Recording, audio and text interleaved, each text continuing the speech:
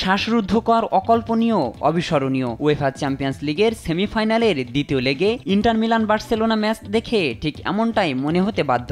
দুই দলের শিয়ানে লড়াই করে শেষ পর্যন্ত জয়ের হাসি হেসেছে ইন্টার মিলান। তারা কাতালানদের হারিয়েছে 4-3 গোলে। এর আগে প্রথম লেগের খেলা 3-3 সমতায় থাকায় সান সিরোয় দ্বিতীয় লেগে জিতলেই ফাইনাল, এমন সমীকরণ নিয়েই মাঠে নেমেছিল ইন্টার মিলান এবং বার্সেলোনা। শুরু থেকেই বল দখলে রেখে আধিপত্য দেখায় বার্সা। বিপরীতে শুরুটা বেশ ধীরগতির ছিল ইন্টারের। একাধিক সুযোগ তৈরি করেও ইন্টারের গোলপোস্টে শট নিতে ব্যর্থ হয় বার্সা ফরোয়ার্ডরা। উল্টো 21 মিনিটে লাউতারো মার্টিনেজের গোলে প্রথম লিড নেয় ইন্টার মিলান। ম্যাচের 42 মিনিটে মার্টিনেজকে নিজেদের বক্সে ফাউল করেন বার্সার ডিফেন্ডার পাও কোবারসি।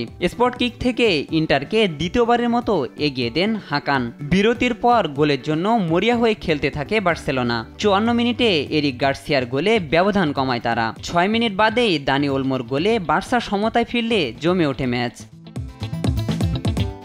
2 গোল হজম করে কিছুটা ছন্নছড়া হয়ে পড়ে ইন্টার মিলান। এই সুযোগে একাধিক শট নিয়েও গোল পেতে ব্যর্থ হয় বার্সেলোনা। 87 মিনিটে রাফিনহার গোলে জয়ের সুবাস পেতে শুরু করে কাতালানরা। তবে চমক বাকি ছিল তখনও।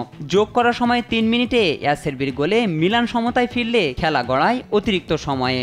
অতিরিক্ত সময় শুরু থেকেই একের পর এক আক্রমণে ইন্টার রক্ষণকে তটস্থ রাখে বার্সেলোনা। 99 মিনিটে বদলি নামা ফ্রাত্তেসির গোলে জয়ের উল্লাসে মাতে ইন্টার মিলান। 2 লেগ মিলিয়ে 7-6 গোলের জয়ে সবার আগে ফাইনালে উঠে গেল ইতালির ক্লাবটি।